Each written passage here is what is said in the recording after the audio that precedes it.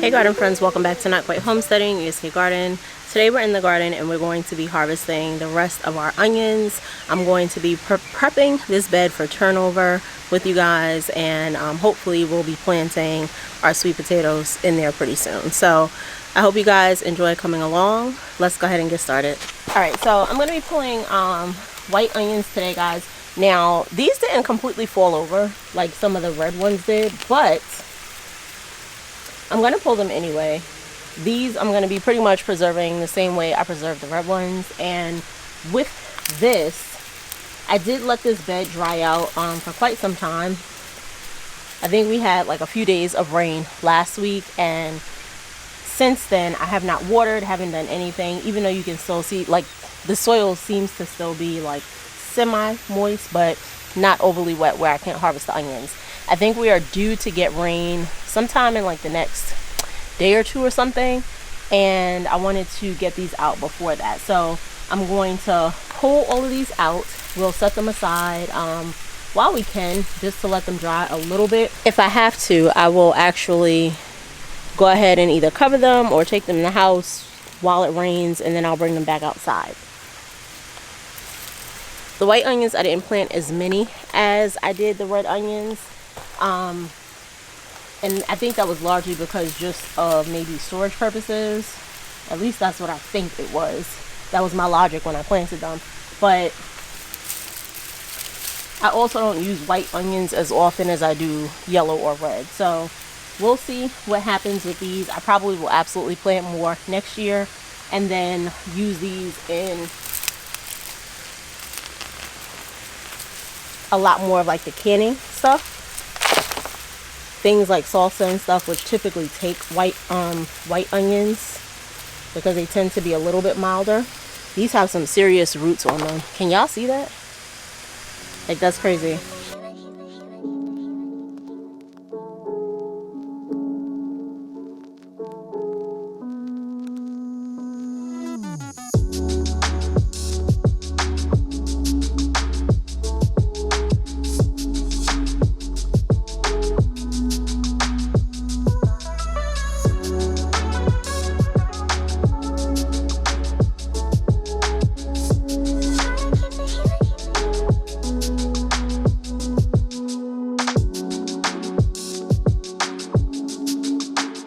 I think what's crazy is even like the really small ones have like significant root systems. So I don't know if that like leads me to believe that they weren't done or, you know, what. But at this point, I think onion time is over. I was like, we really got to move on to some different stuff.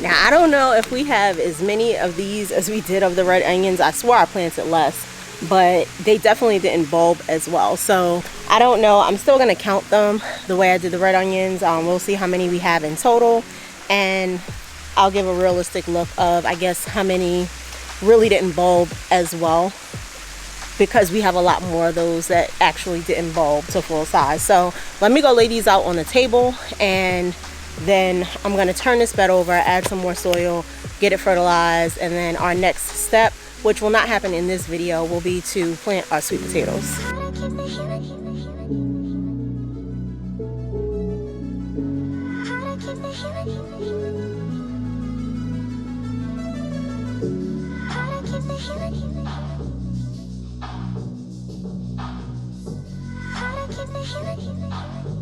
Alright y'all, so all the onions are out, and if this is your first video that you're stopping by, I do have a video where I pulled my red onions out that talks about how I successfully grew onions as a first-year grower.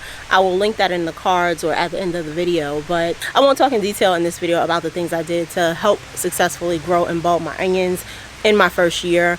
And while this is not necessarily the best harvest, I think it is a testament that I'm moving in the right direction. So I will let you guys know what the final count is on the onions at the end of the video. But let's go ahead and get the soil added to this bed, as well as some fertilizer. I'm going to water it down, let the fertilizer kind of work in and soak in, and then in a few days I'll go ahead and plant my sweet potato slips. At the end of it all, I'm going to do kind of like a mini harvest, because I do have some things that need to get pulled out. It is extremely hot out here right now, y'all. It is like 12 o'clock in the day. I'm pretty sure it's about 80 something degrees, and the real feel is about 10 degrees higher than the actual temperature. But I want to go ahead and try to get out the sun as quickly as I can, and I need to do a second round of watering. So let's go ahead and get this stuff done so that we can continue to make progress.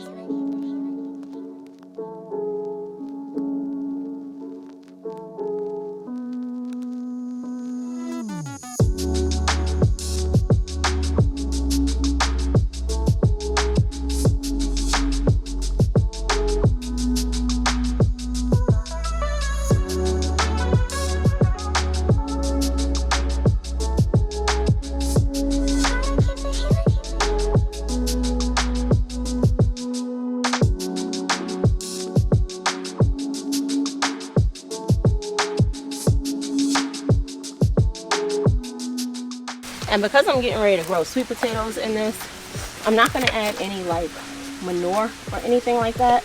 All I'm going to add is bone meal and blood meal to this, along with some worm castings, so that we're not causing our tubers to do any weird like rooting out or anything like that. So if you weren't aware of that, when you're growing like tuber style vegetables, taproot vegetables, it's actually best to not add any manure, because that's where you get those like wonky shapes and multiple roots that span out. Just a fun fact if you didn't know that.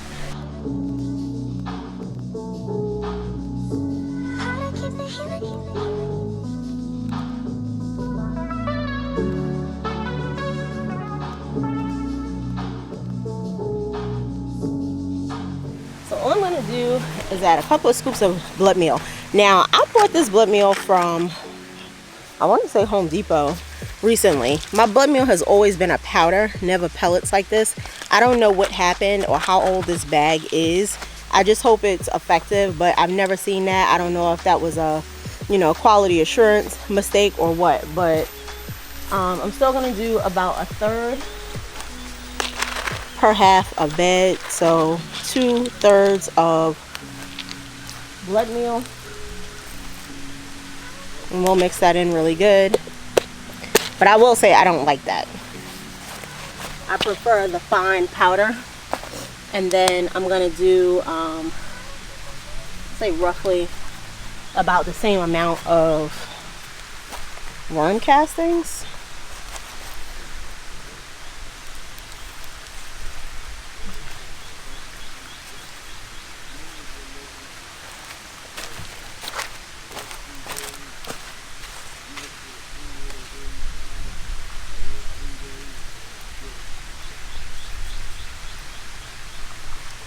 So basically for this part, y'all, I'm doing equal parts of everything to start. But obviously as we continue to fertilize, there'll be, I'll primarily be using the bone meal, and I'll be adding.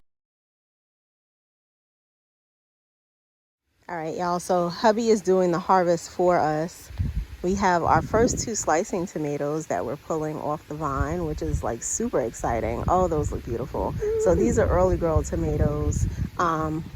I'm pretty sure you can use those as sauce tomatoes too, even though they are slicers, but those are beautiful.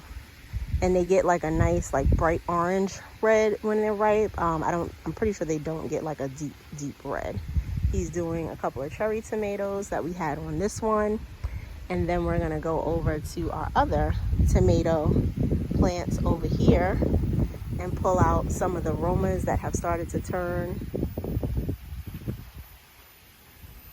So I think we have like 1 or 2 on here that are ready for us to pull.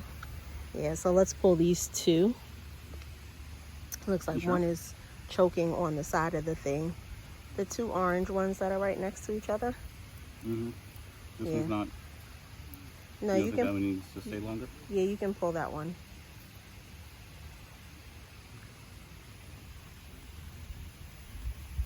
Is this your first summer harvest? Like you're doing the first summer harvest? I know it's not your first harvest, but the first one that I'm doing like multiple things because I did the zucchini before. Yes.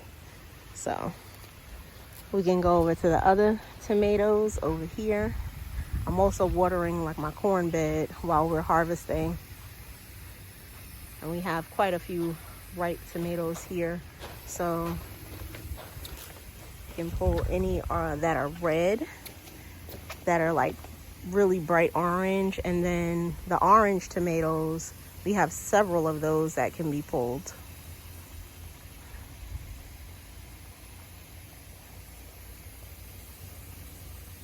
It's so nice when you can get somebody else involved and you don't have to be out here doing every single thing by yourself. Leave these or? No, go ahead and take that one that's right in front of you and the two below it, because those will ripen in like a day, maybe a day or two. There are a couple low-hanging ones on the inside that we need to get. You probably be better off reaching like through. Or not. Maybe he has longer arms than I do. Just a little bit. Yeah, and that other one that's like a nice orange. And then you have a couple of orange ones on that side that you can pull, as well as two ripe clementines right here. So these clementines are supposed to be orange. So okay. We want to go ahead and get those off. So all three of those? I think it's four. Yeah, two of them are ripe and two of them are like virtually there. So we'll go ahead and take those out.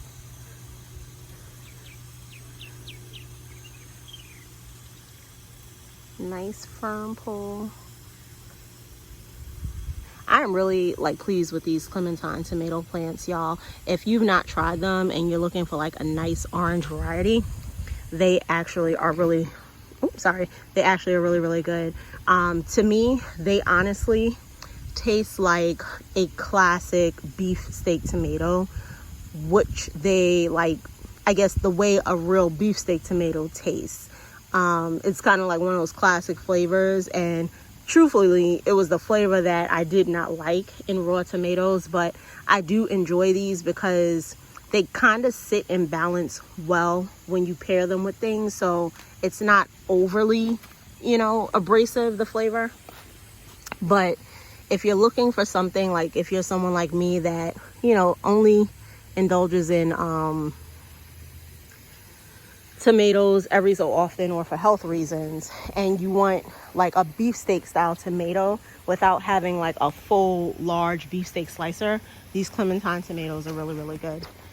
We have a couple of them over here that we can pull as well. Just these two? Pull all four.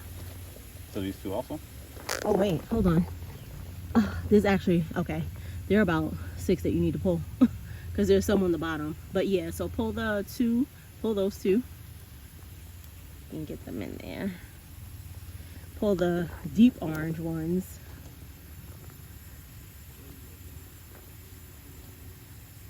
And it definitely has been giving as far as like the plant itself goes. So far I've been pretty pleased with the production. And then there are 2 at the bottom. Yeah. So I don't know if you guys can see that where he's reaching.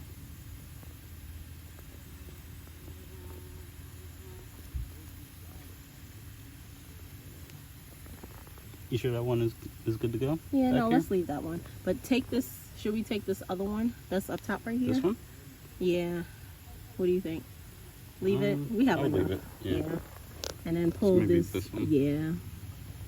See? He knows what to do. He don't need me. I can see colors, And there's one more like kind of hiding underneath on this side. Oh.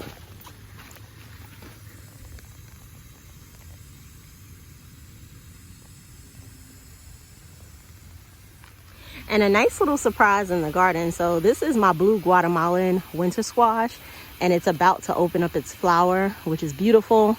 I'm super excited about this. I cannot wait to see what this plant does. But these plants are massive, y'all. So if you're into winter squash, this might be a good variety to grow. They grow really, really big though. So I went ahead and planted 3. I probably should have planted 1 to start the season, but you know, guess we go hard or go home. So I think we have a couple of ripe aromas on this side as well that we're gonna pull, or near ripe. Just pull the one. No. Look at it from the top here. Yeah, no, pull the 2. So the one that's like near red and the one that's like almost pretty much fully orange. Well, this was actually already off. Was it? Yeah, it was just balanced on there. So this one you want me to pull? Yeah. Actually, how about we pull the other one too, and that should signal these to go ahead and start ripening the next set of tomatoes. And then we're gonna go ahead and pull some eggplant. So that is like our largest tomato harvest yet, y'all. I'm so excited about that. So we want to get in here and pull the white eggplants, and then I believe I have a green one. Yeah, I believe I have a green one that's ready as well. So we're gonna be harvesting some eggplant as well. Try to get y'all in here. I can't really see what's going on. You need me to wait? No.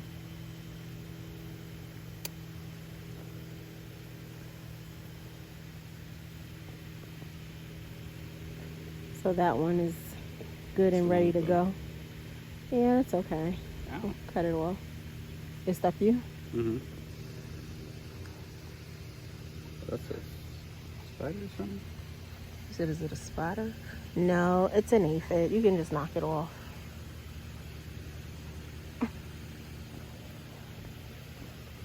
Do we have any more of those? I see a few.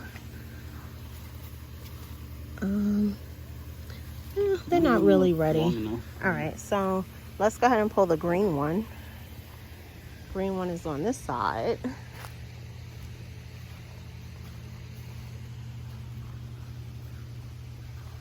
This is the little green eggplant we have here.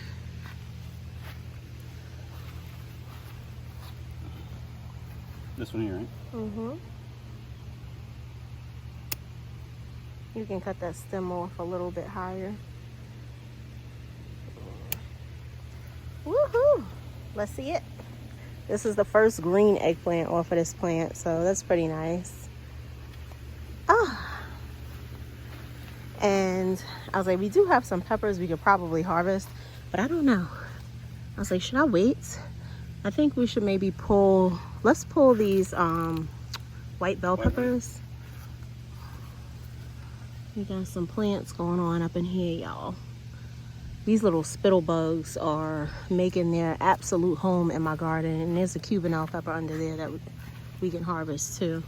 So let me let him get in here. Oh, the shishitos are growing. Love to see it. So just those 3? Yeah, let's pull all 3.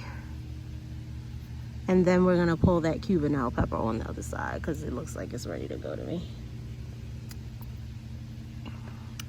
Yeah, I was trying to see if these white ones would get bigger. They definitely got bigger than the first one I pulled. So I don't think they're supposed to get like super big like regular bell peppers, but I guess we'll see. I'll probably let the next ones go ahead and grow longer to see, but I think these are a pretty decent size. I feel like they are not going to get as big as a regular bell pepper because obviously it's some type of hybrid, but they'll be pretty to have and eat. And then we have, y'all see all these bell peppers in here? I'm so excited for my bell pepper season. Yeah, we can go ahead and pull this Cubanelle. It could probably get a little bigger, but that's okay. So the this little one right here? No, that's not a Cubanelle. That one right there. This one here? Yep. Okay.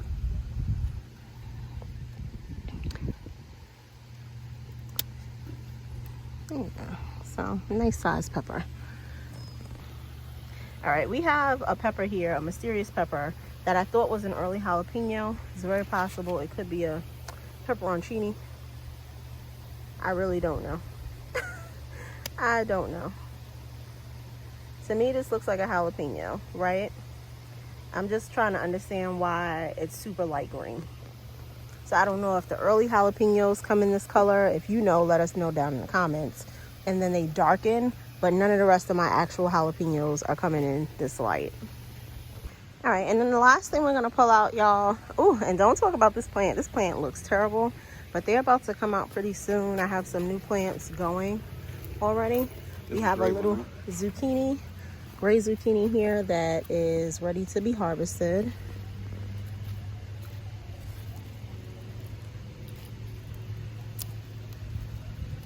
Let's go ahead and pull that blossom off. Looks like something was eating through it. Let's make sure nothing's going on with the fruit. Everything else looks good. So we'll throw that in our basket. And I want to show y'all these nasturtiums. These are so pretty. Like, these are a different color than the other ones that I have going. The other ones are red. These are like a pinkish. Oh, they are so pretty. So, so pretty. I've really been enjoying the nasturtiums.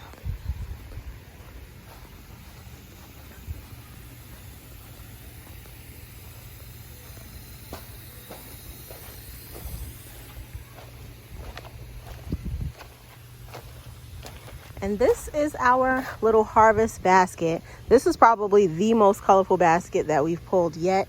Definitely by far our largest tomato harvest, and I just couldn't be happier. So I appreciate you guys spending some time with us in the garden today. Thank you as always for your support. Let's keep learning, sowing, and growing together, friends. Until our next garden update. Bye.